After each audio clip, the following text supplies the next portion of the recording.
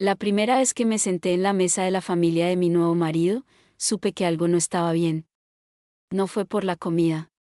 La cena estaba impecable.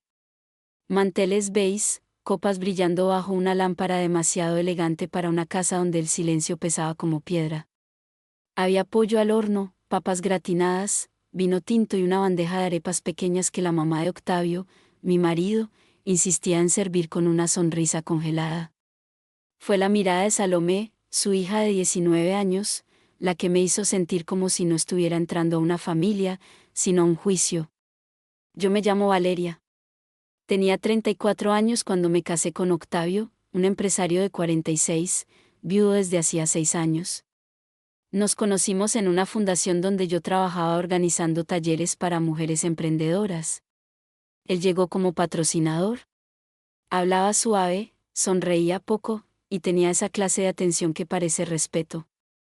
Cuando me miraba, yo sentía que por fin había encontrado un hombre serio, uno de esos que no juegan con el corazón de nadie.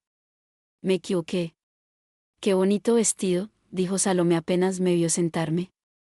Es de esos que venden por internet y llegan parecidos, pero no iguales. La mesa soltó una risa bajita. No todos. Solo los que ya sabían cómo era ella. Yo sonreí con educación. Lo compré en una boutique del centro, respondí. Ah, con razón, añadió, llevándose una aceituna a la boca. Pensé que era una copia de algo caro. Octavio no dijo nada. Ni una palabra. Siguió cortando su pollo como si la conversación fuera sobre el clima. Sentí calor en la cara. No era la primera vez que Salomé me lanzaba una puya, pero sí la primera en público, y con toda su familia como testigo. Su abuela fingió no escuchar. Un tío se acomodó los lentes. La prima menor bajó la mirada al plato. Respiré profundo. Yo no iba a pelear en mi primera cena formal. Bueno, dije, lo importante es que me gusta. Ella inclinó la cabeza con una sonrisa torcida. Claro. A veces uno se encariña con lo que puede pagar. Esa vez sí hubo risas más claras. Pequeñas, cobardes, pero risas al fin. Miré a Octavio esperando algo. Un gesto. Una defensa mínima. Salomé, compórtate. Lo que fuera. Pero él solo tomó su copa, dio un sorbo de vino y luego dijo, con esa voz fría de hombre que cree estar siendo razonable. Salomé tiene un humor pesado. No te lo tomes personal. No me lo tomes personal. Yo, su esposa. Sentada a su lado. Ridiculizada frente a toda su familia. Y él pidiéndome comprensión a mí.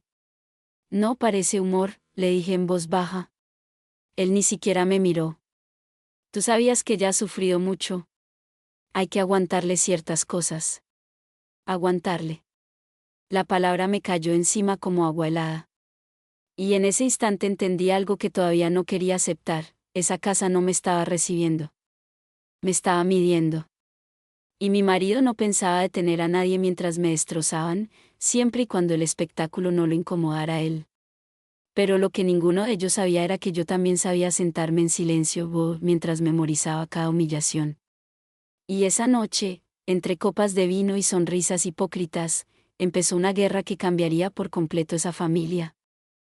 Después de la cena, Octavio se quedó conversando con su cuñado en la sala, como si no hubiera pasado nada. Yo fui al baño del segundo piso con la excusa de retocarme el labial, pero en realidad necesitaba mirarme al espejo para recordarme quién era. Tenía la cara serena, aunque por dentro estaba temblando. No de tristeza. De rabia. Me mojé las muñecas y respiré lento. Yo no venía de una familia rica, ni de apellidos honoros, ni de clubes privados. Mi mamá había sacado adelante 3 hijas vendiendo uniformes escolares.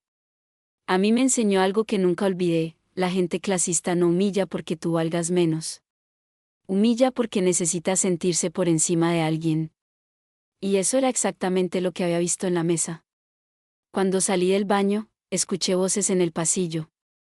Me detuve sin querer. Eran Salomé y una de sus primas. Es que mírala, decía Salomé con desdén. Se esfuerza demasiado por parecer señora de casa bien. Pero se le nota lo que es. Ay, Salo, tampoco, respondió la prima, incómoda. ¿Qué? Mentira. Mi papá se casó con la primera que le sonrió bonito.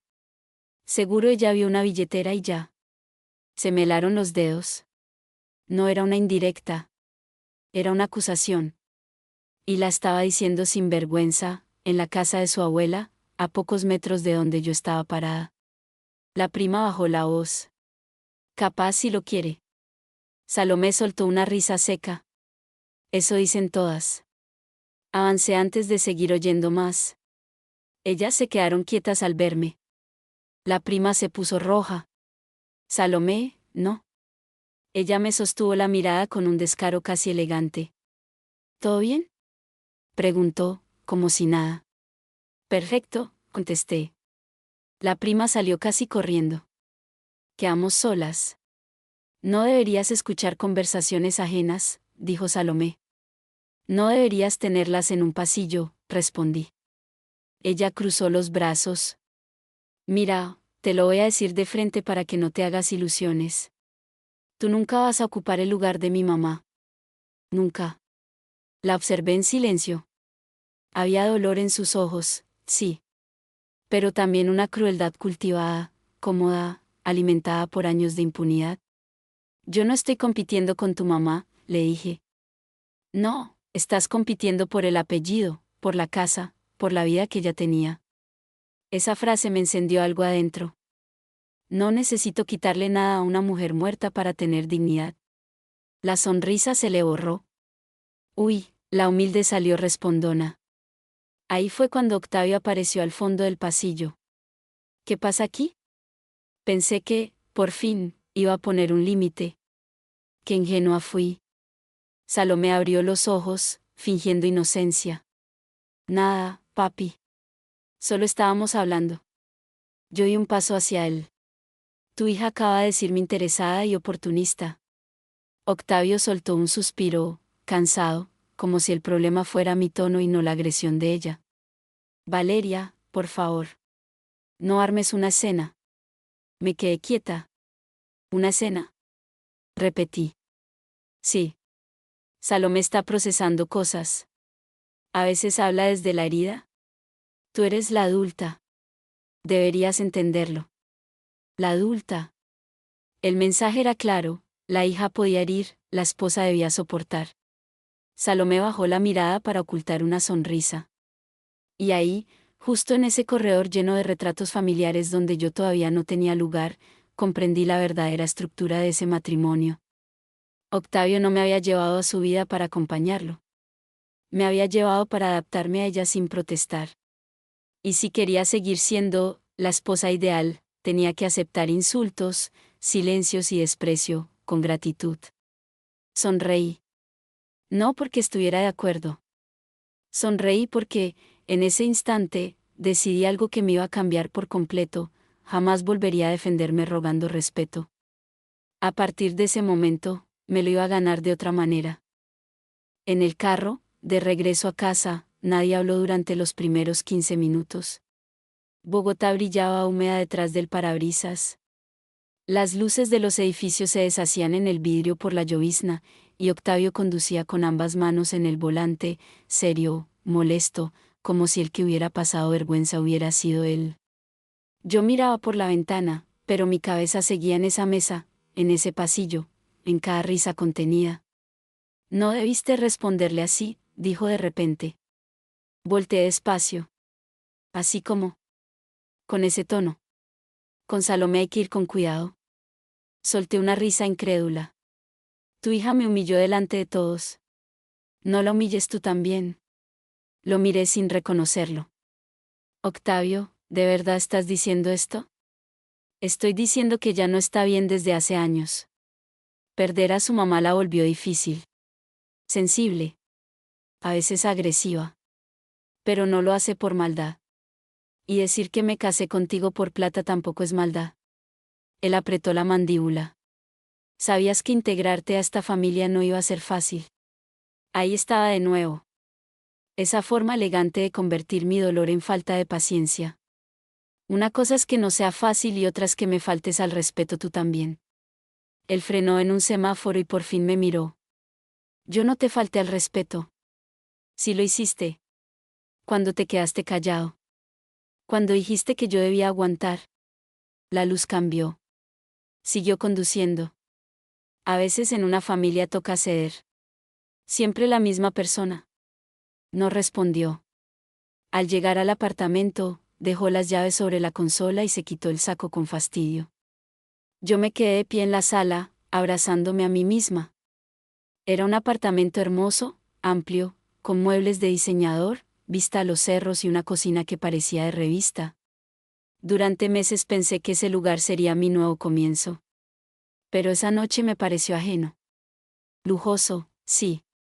Pero ajeno. No quiero pelear, dijo él, aflojándose la corbata. Yo tampoco. Quiero entender dónde estoy parada. Octavio me miró como si la pregunta fuera innecesaria. Eres mi esposa. No me siento como tu esposa. Me siento como una invitada que tiene prohibido incomodar a tu hija. Eso lo irritó. No dramatices. Esa palabra fue peor que la humillación. Porque cuando alguien llama drama a tu dolor, te está diciendo que tu herida le estorba más que la mano que te la causó. ¿Sabes qué? Le dije. El problema no es Salomé. El problema es que tú crees que querer a alguien te da derecho a dejar que otro lo pisoteen. Él se quedó inmóvil. Estás exagerando. No. Estoy abriendo los ojos. Esa noche dormimos en la misma cama, pero con un océano en la mitad. Yo no pude pegar el ojo. Me la pasé pensando en todos los detalles que había ignorado desde que nos casamos.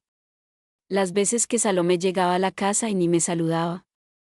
Las veces que Octavio decía, no le pares bolas. Las veces que yo hacía esfuerzos por agradarle a una familia que solo estaba esperando el momento exacto para recordarme que no pertenecía ahí. Y mientras el reloj avanzaba, empecé a recordar algo más. 2 semanas antes, en la notaría, cuando firmamos unos documentos relacionados con una propiedad que Octavio quería vender, él me dijo que era mejor mantener todo claro entre sus bienes anteriores al matrimonio y lo nuestro como pareja. Yo no le vi problema. Hasta me pareció maduro. Pero ahora, acostada junto a un hombre que no fue capaz de defenderme ni una vez, me pregunté cuántas otras cosas había dejado claras, sin que yo las entendiera del todo. Y por primera vez desde que me casé con él, sentí que tal vez no me había unido a una familia. Tal vez había entrado a un sistema. Uno donde yo debía sonreír, acompañar, decorar y callar. Pero si había algo que Octavio aún no conocía de mí, era esto. Yo podía soportar muchas cosas. Lo que nunca hacía, era quedarme ciega. A la mañana siguiente me levanté antes que Octavio. Preparé café, me puse ropa cómoda y me senté en la isla de la cocina con mi portátil. No sabía exactamente qué estaba buscando, solo sabía que necesitaba dejar de sentirme como una mujer arrinconada y empezar a entender la vida real detrás de las apariencias. Octavio siempre había sido reservado con el dinero. No tacaño, no. Reservado. Él pagaba cuentas, resolvía cosas, hablaba con abogados, contadores, corredores inmobiliarios. Yo nunca me metí. No por desinterés, sino por confianza.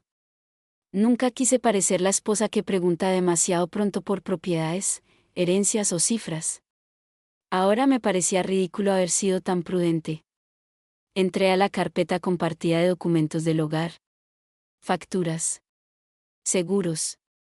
Contratos básicos. Nada extraño al principio. Luego vi una subcarpeta con el nombre Plan Familiar en Revisión. Iba a cerrarla, pero me detuve. La fecha era reciente. La abrí. Había archivos escaneados, notas y una minuta escrita por una abogada. Leí la primera página con calma, luego la segunda, y al llegar al tercer párrafo sentí que se me endurecía el estómago. No era un plan familiar. Era una estrategia patrimonial. Todo estaba diseñado para garantizar que, en caso de separación, incapacidad o fallecimiento, yo no tuviera ninguna participación real en casi nada. Las propiedades importantes estaban en un fideicomiso vinculado a Salomé. Las inversiones principales aparecían blindadas bajo sociedades previas. Incluso había una cláusula sugerida para limitar mi permanencia en el apartamento si él llegaba a morir. No era ilegal. Era calculado. Y lo peor no era eso. Lo peor era la fecha. Ese documento se había elaborado 3 semanas antes de nuestra boda. Antes de casarse conmigo, Octavio ya había hablado con abogados sobre cómo proteger a su hija, de mí. Escuché pasos detrás y cerré el portátil de inmediato. Buenos días, dijo él, todavía con sueño. Buenos días. Me besó la frente como si fuéramos una pareja cualquiera. Como si no hubiera pasado nada. Como si no hubiera decidido casarse conmigo mientras, en paralelo, construía barreras para que yo nunca tuviera un lugar verdadero. ¿Dormiste algo?, preguntó. Poco. Sabía que te ibas a quedar pensando en lo de anoche. No vale la pena. Lo miré en silencio. Qué facilidad tan increíble la de algunos hombres para llamar pequeñeces a todo lo que no les conviene enfrentar. Octavio, dije con calma, ¿tú desconfías de mí? Se quedó quieto por un segundo. ¿Por qué preguntas eso? Respóndeme. Sirvió café antes de contestar.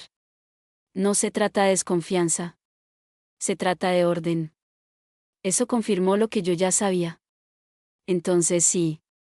Valeria, no mezcles las cosas. ¿Mezclar qué? ¿Tu hija humillándome y tú defendiéndola? ¿O el hecho de que planeaste proteger todo de mí antes de casarte conmigo? El café quedó suspendido en el aire. ¿Revisaste mis documentos? Los de esta casa. Se le endureció la cara. Eso no te da derecho. ¿Y casarte conmigo sin decirme que me veías como una posible amenaza si te lo daba a ti? Durante unos segundos no dijo nada. Después dejó la taza sobre la mesa. Tú no entiendes lo que es construir patrimonio durante 20 años y tener la obligación de proteger a una hija. Yo entiendo perfecto lo que es proteger. Lo que no entiendo es por qué te casaste conmigo si ibas a tratarme como a una intrusa. Él respiró hondo. Porque te amo.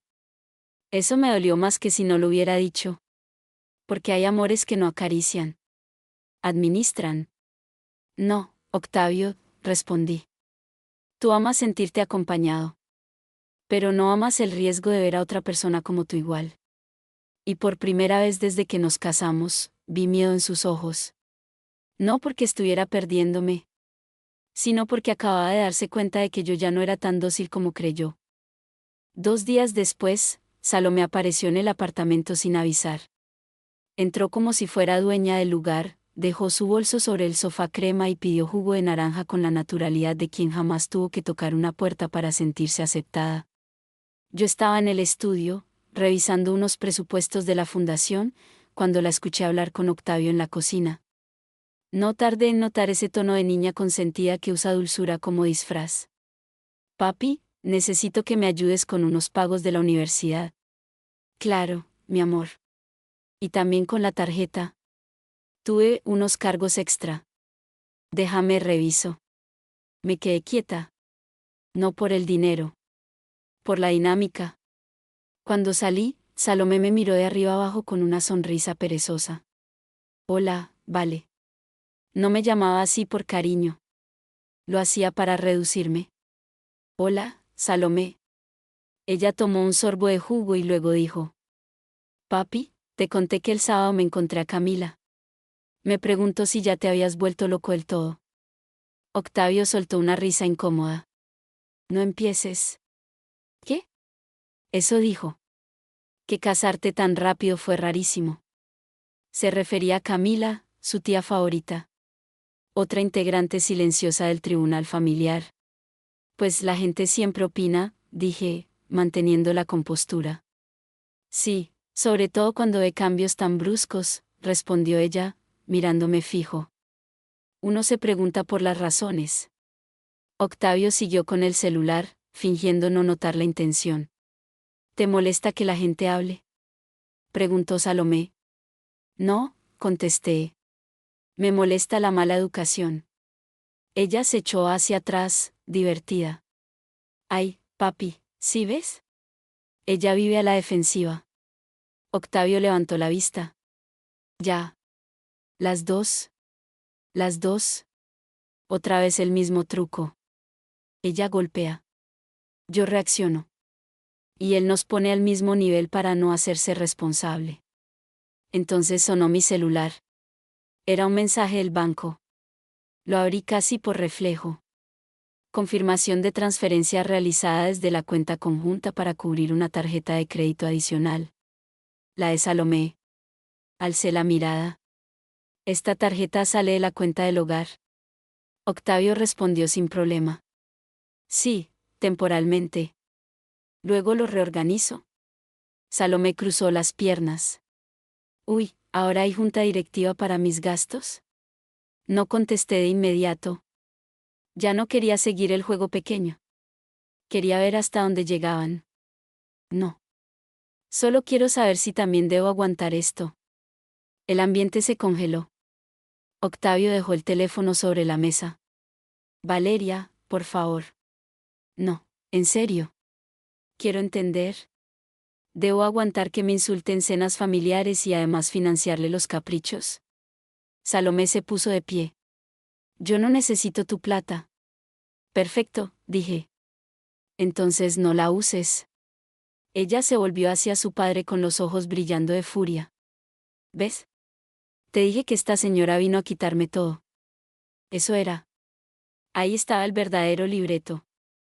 No era duelo. No era confusión. Era posesión. Octavio se levantó también. Basta ya. Pero no miró a su hija. Me miró a mí. No vuelvas a hablarle así. Sentí que algo dentro de mí se partía, pero no con ruido. Con claridad. ¿En serio? Pregunté.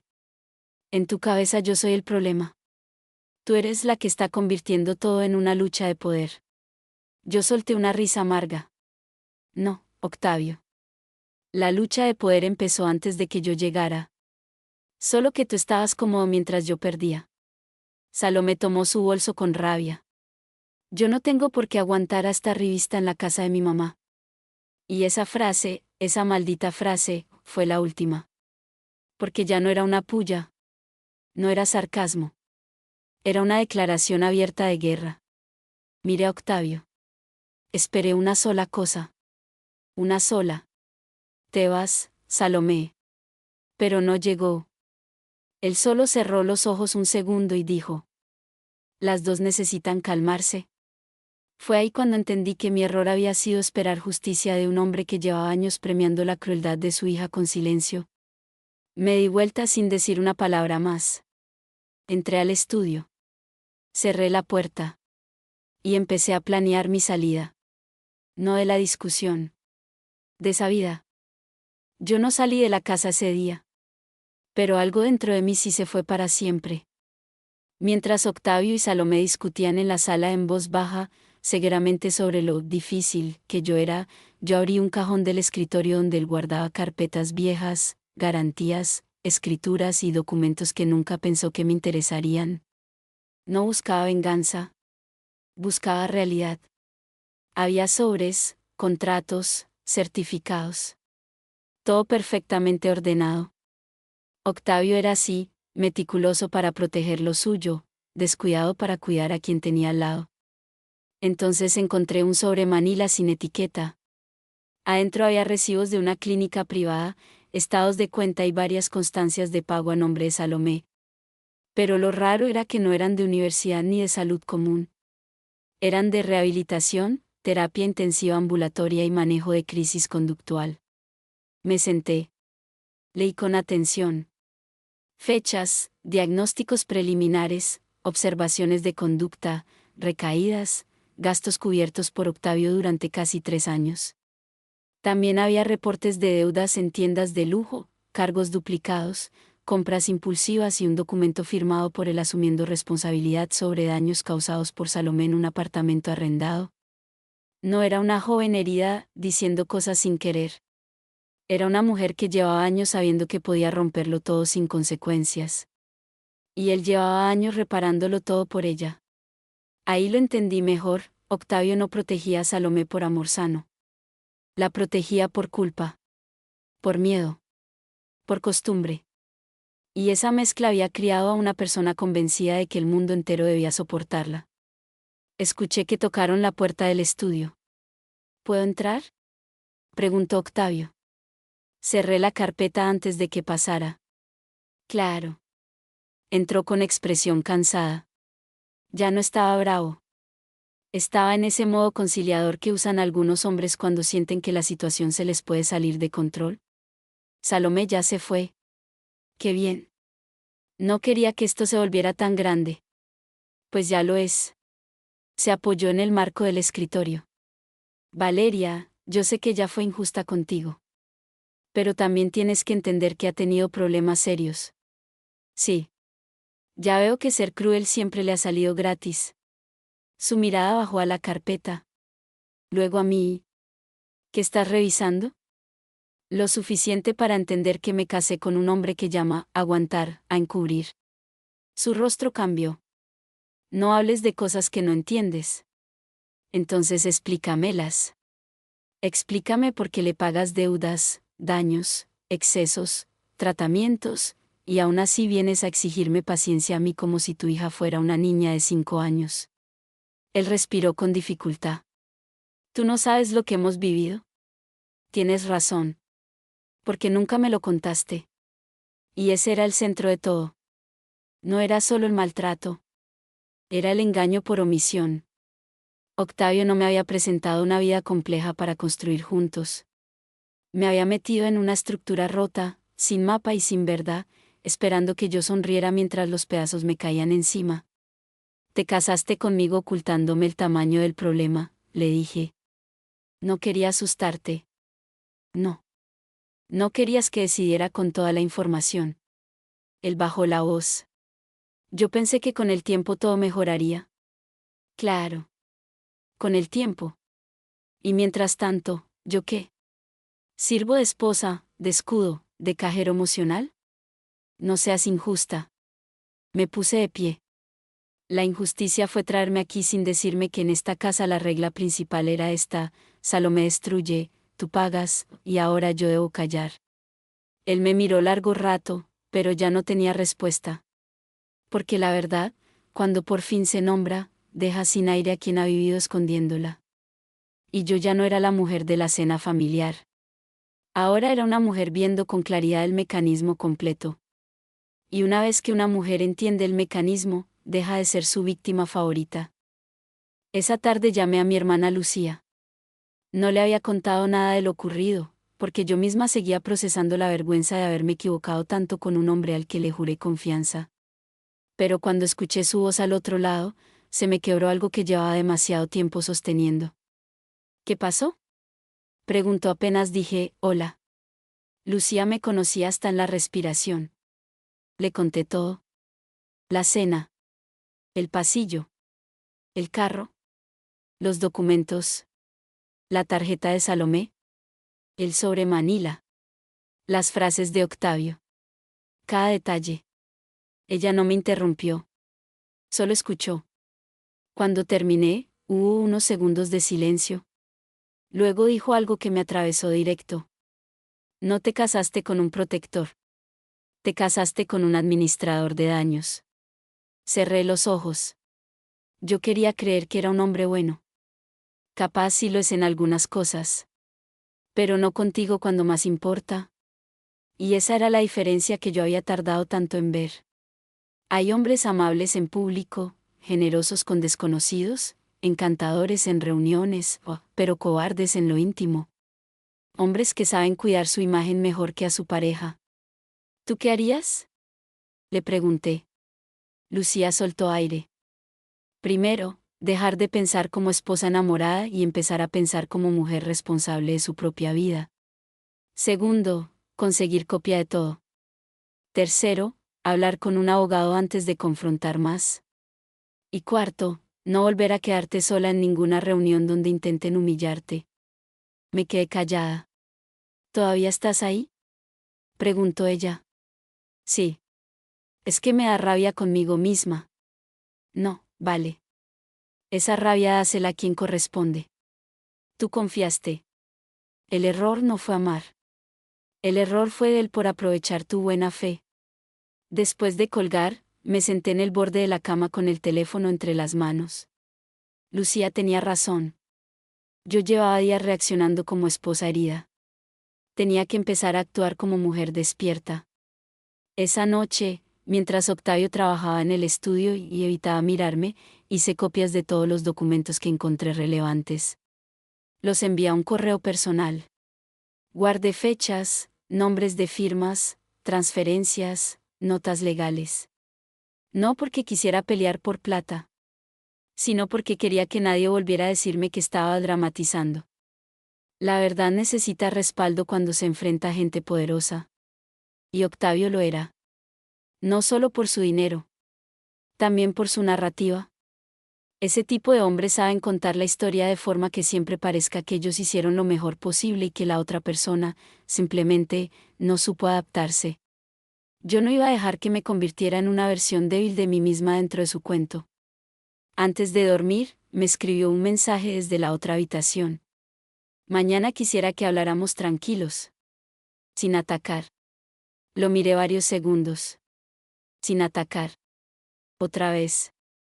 Cuando yo decía la verdad, él lo llamaba ataque.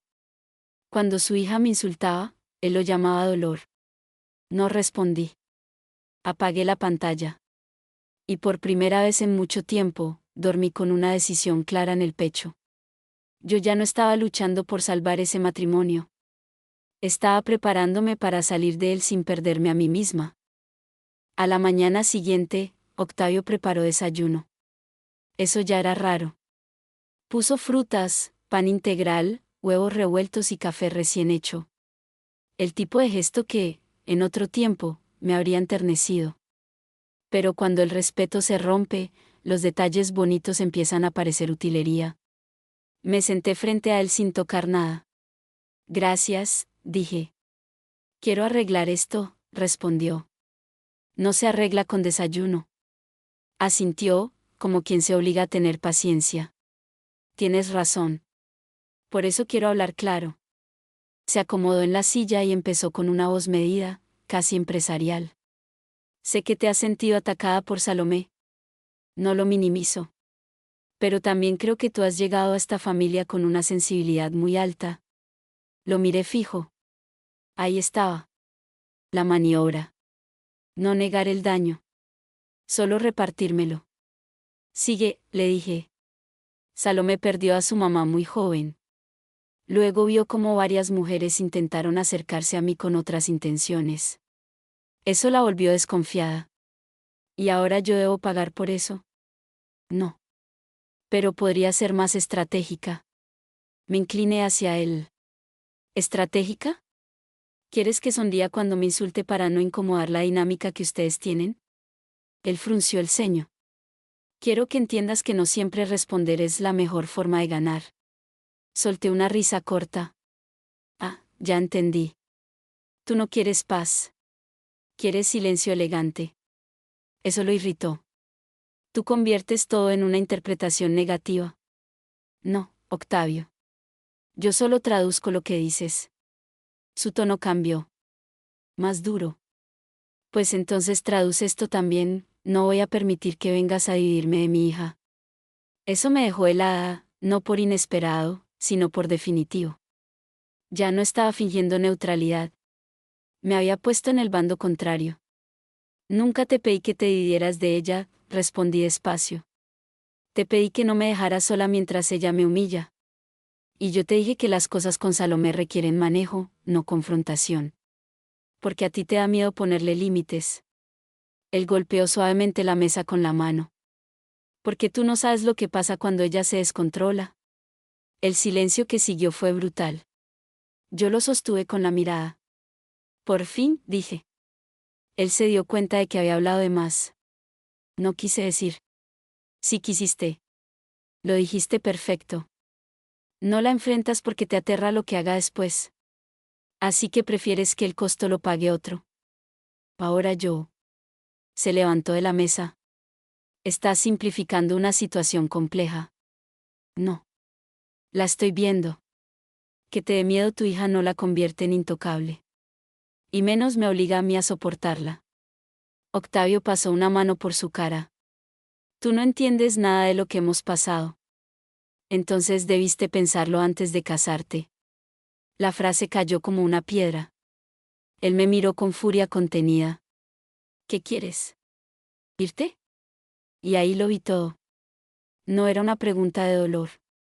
Era una provocación. Esperaba que yo llorara, negara, corriera a arreglarlo. Pero ya no era esa mujer. Me puse de pie. No quiero decidir en rabia, le dije. Quiero decidir con dignidad. Su cara cambió un poco. Como si por primera vez creyera posible perder el control de la situación. Valeria. No. Escúchame tú a mí ahora. No me vuelvas a pedir que entienda humillaciones, ni que aguante desprecios, ni que financie el desorden emocional de una adulta a la que nunca le pusiste freno. Porque yo no me casé para servir de amortiguador entre tus miedos y tu hija. Agarré mi bolso. ¿A dónde vas? Preguntó. A hablar con alguien que sí sepa lo que significa construir una vida con verdad. No le dije que iba donde una abogada. No todavía. Pero mientras cerraba la puerta detrás de mí, supe algo con absoluta certeza. La máscara de hombre justo se le había caído. Y ya no había forma de volver a ponérsela delante de mí. La oficina de la abogada quedaba en Chapinero Alto, en una casa antigua convertida en bufete. Se llamaba Renata Molina. Me la recomendó una compañera de la fundación hacía meses, cuando otra mujer necesitó salir de un matrimonio donde el esposo la estaba asfixiando financieramente. En ese momento yo jamás imaginé que terminaría sentada frente a ella.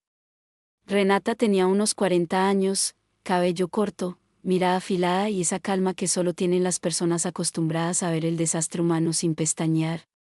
Le conté todo. No adorné nada. No me hice la víctima perfecta ni a Octavio el monstruo absoluto.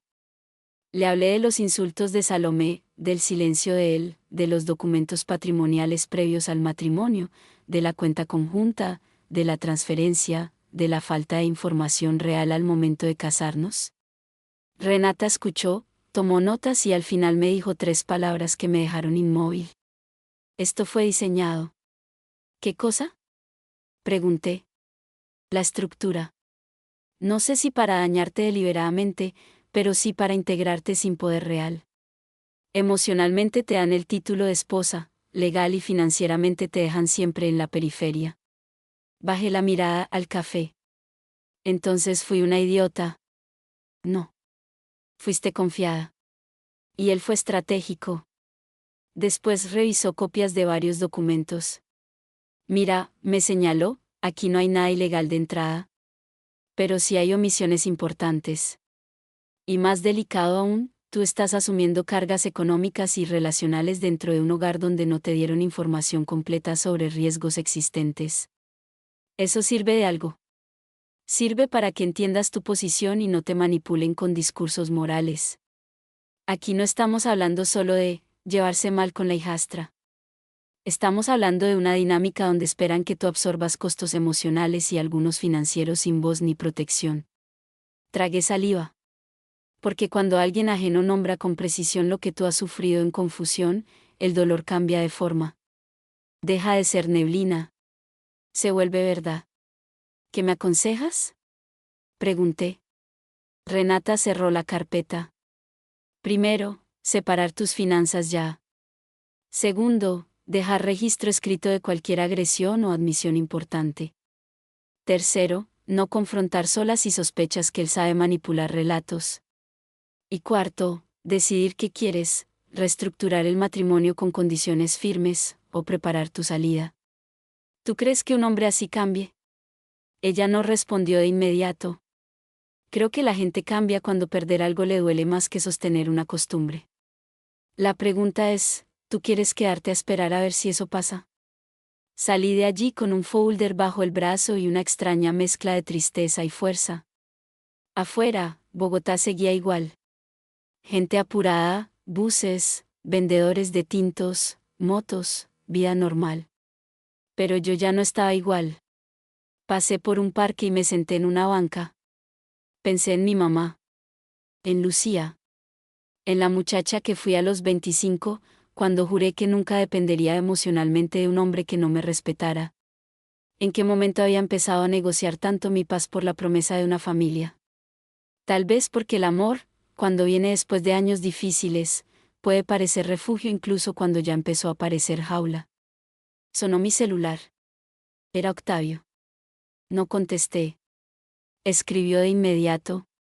¿Necesitamos hablar hoy? Mi mamá organizará almuerzo el domingo y quiero que vayas. Tenemos que mostrar unidad. Leí el mensaje 2 veces. Mostrar unidad. No resolver. No reparar. No proteger. Mostrar. La familia quería foto. No verdad.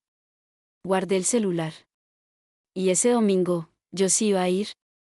Pero no para representar el papel que ellos habían escrito para mí.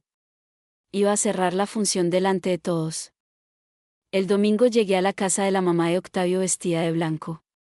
No por paz. Por claridad.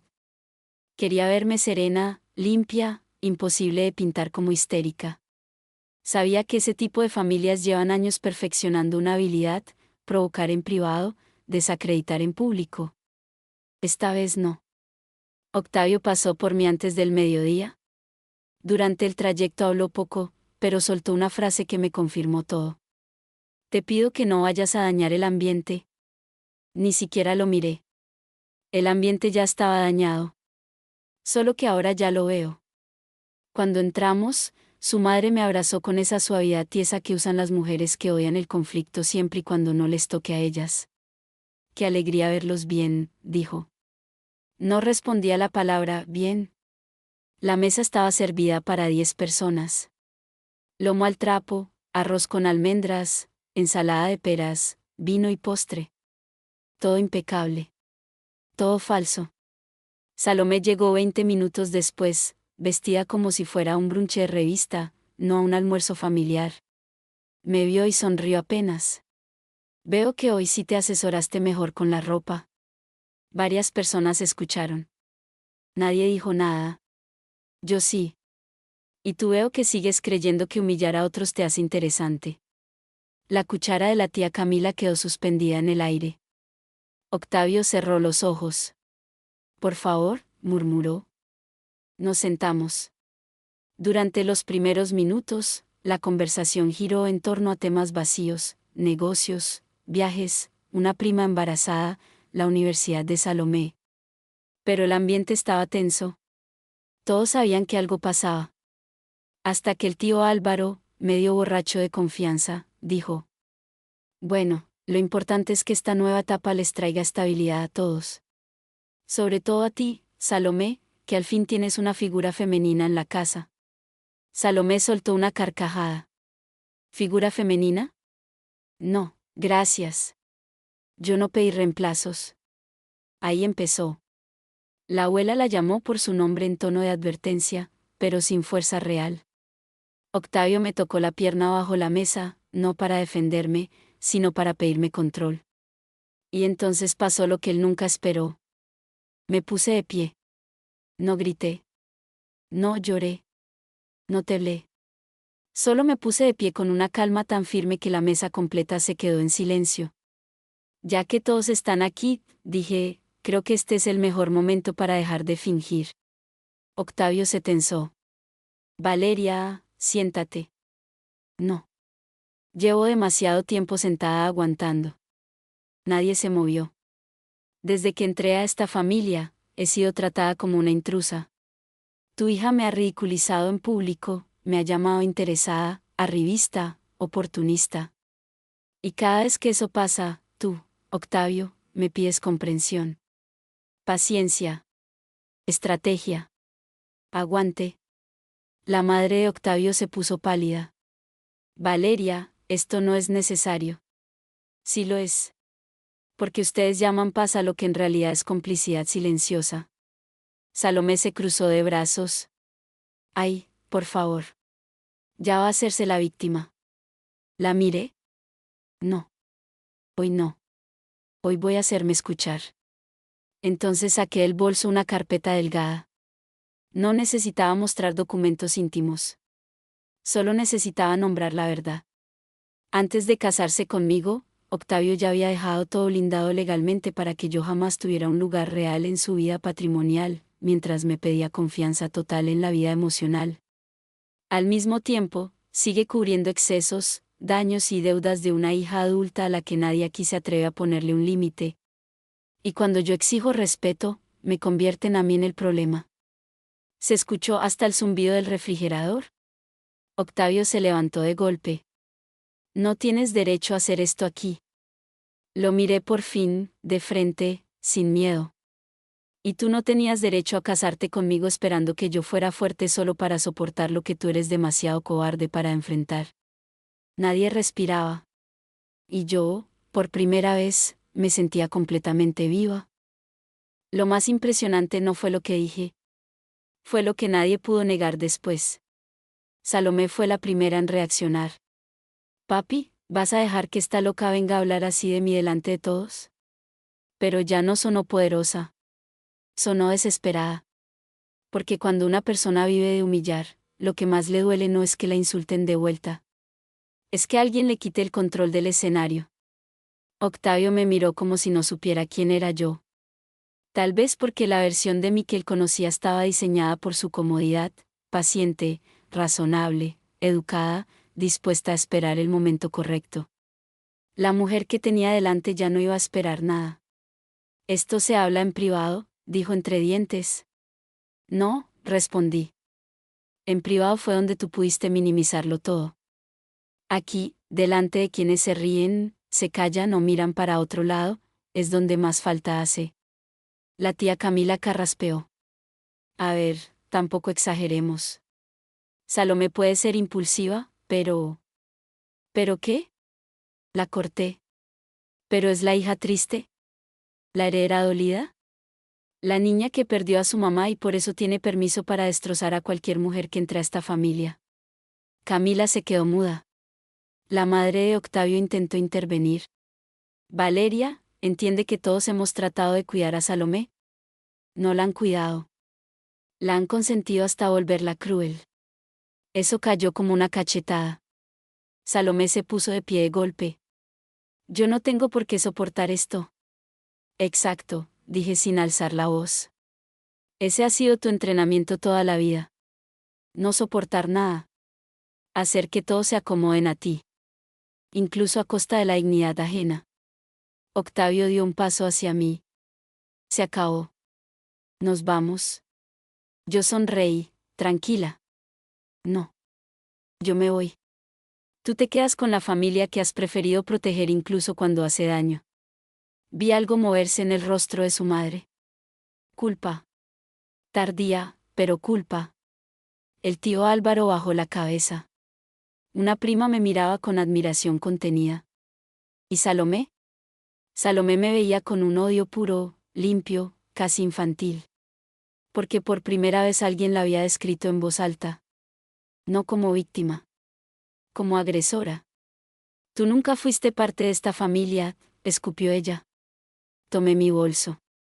Y gracias a Dios ya entendí que eso no era una pérdida. Octavio quiso tocarme el brazo. Me aparté. «No me vuelvas a callar delante de ellos», le dije. «Porque la próxima vez no voy a salir con elegancia. Voy a decir nombres, cifras y fechas». Su expresión cambió enseguida. Miedo real. Ahí confirmé que el hombre que me pedía discreción no estaba defendiendo la intimidad del matrimonio. Estaba protegiendo su reputación. Me volví hacia la mesa una última vez. «Les deseo algo mejor que este teatro», dije. Pero eso empieza cuando alguien se atreve a dejar de aplaudirle la crueldad a la persona equivocada. Y me fui.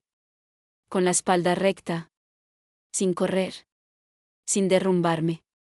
Solo cuando salí de esa casa y sentí el aire frío de la calle en la cara, me temblaron las manos. Me subí a un taxi y, mientras el carro arrancaba, me di cuenta de algo brutalmente simple. No me dolía haber hablado. Me dolía no haberlo hecho antes.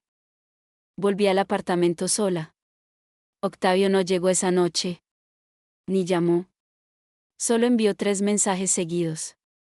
«Te pasaste. Humillaste a mi hija. Hablaremos cuando te calmes. Los leí sin sentir casi nada. Qué curioso. 2 semanas atrás esas palabras me habrían roto. Ahora solo confirmaban lo que ya sabía, incluso después de todo, seguía viendo el escándalo, no la causa. Apagué el celular y abrí el closet. No iba a irme a escondidas como una mujer expulsada. Iba a empacar como alguien que decide. Saqué una maleta grande, luego otra pequeña. Fui doblando mi ropa con una serenidad que me sorprendió. Vestidos, jeans, zapatos, documentos personales, fotos de mi mamá, mi agenda, mis libros, mis cosas del baño. Después pasé al estudio y guardé mi portátil, carpetas de trabajo, la libreta donde anotaba ideas para talleres y una caja con cartas viejas. En una repisa encontré la foto de la boda civil. Yo con traje marfil. Él con corbata azul. Sonriendo como dos personas que todavía no sabían lo que significaba prometerse cosas sin haber mostrado el mapa completo. La guardé también. No por nostalgia. Por prueba interior. A veces una necesita tocar físicamente su error para dejar de idealizarlo. Lucía llegó casi a las 10 de la noche. No me preguntó si estaba segura. Solo miró las maletas y me abrazó fuerte. Eso, susurró. Así se ve una mujer saliendo a tiempo. Lloré por primera vez.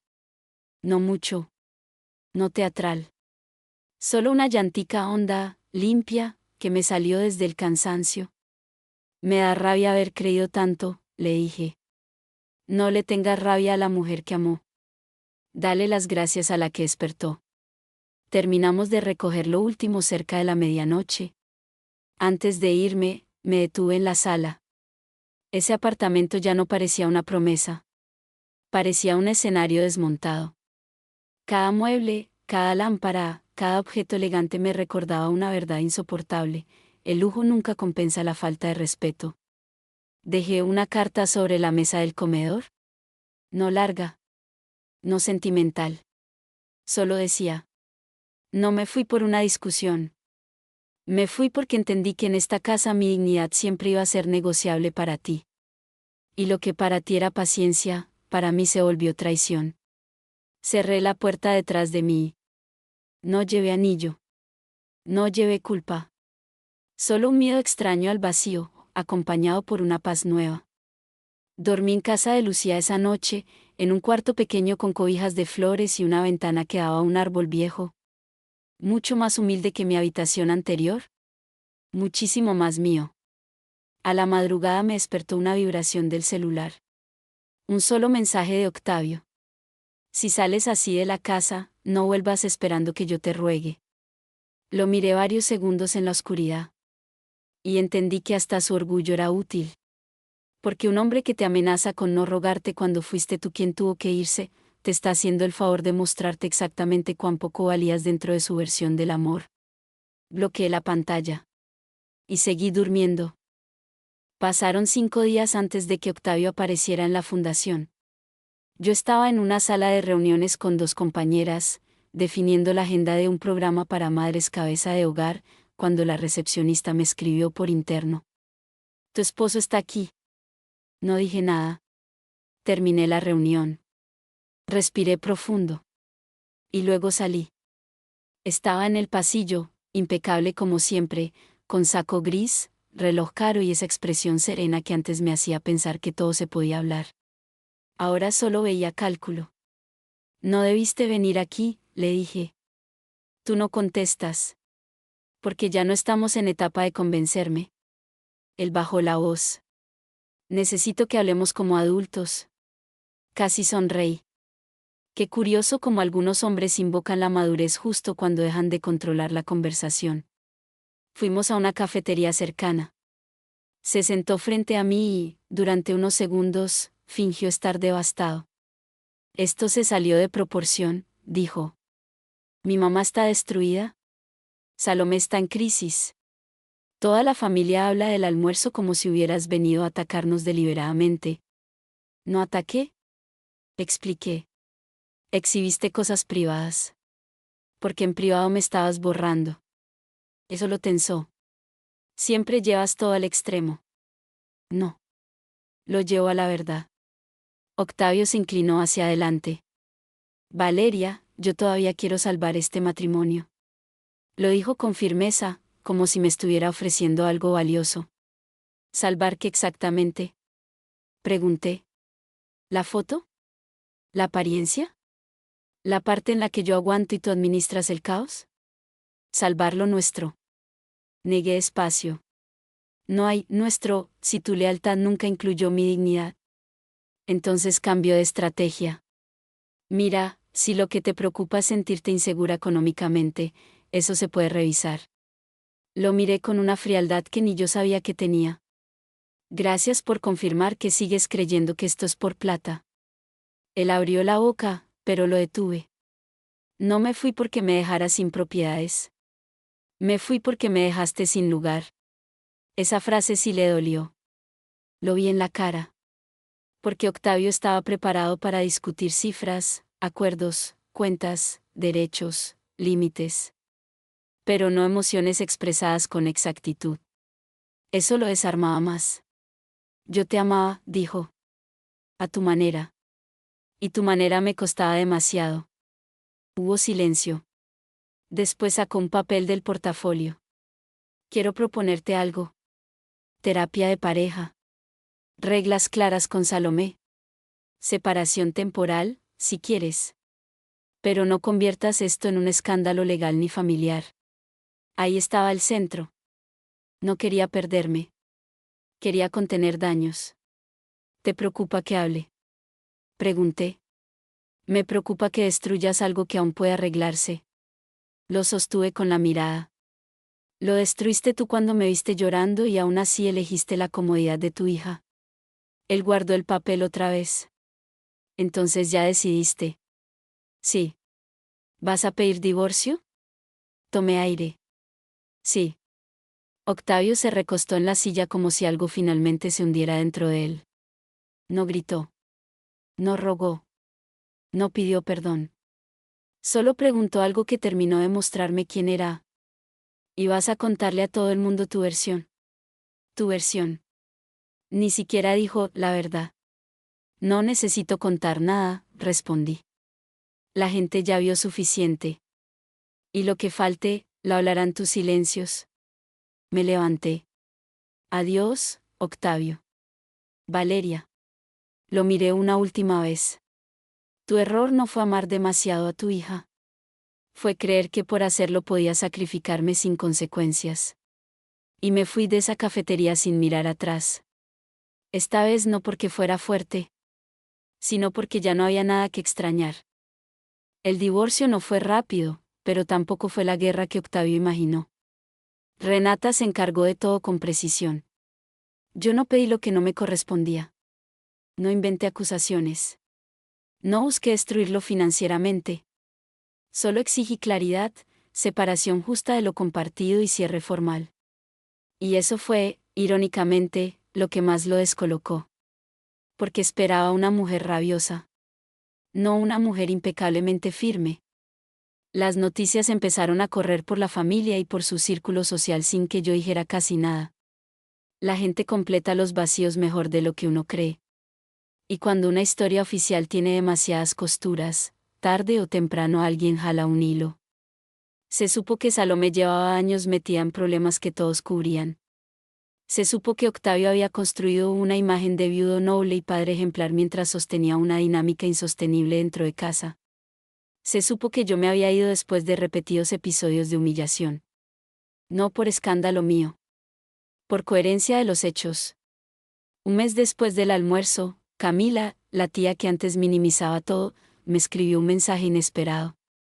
Quiero pedirte perdón. Vi cosas que no quise nombrar. No le respondí de inmediato. No por rencor. Por distancia. La mamá de Octavio también me llamó. Lloró. Dijo que siempre pensó que el tiempo iba a arreglar a Salomé y que nunca imaginó que su silencio me lastimara tanto. Yo la escuché con respeto. Pero hay perdones que llegan cuando ya no abren ninguna puerta. Solo confirman que uno no estaba loca. De Salomé supe poco al principio. Luego me contaron que tuvo una pelea fuerte con Octavio cuando él intentó ponerle por primera vez ciertos límites económicos.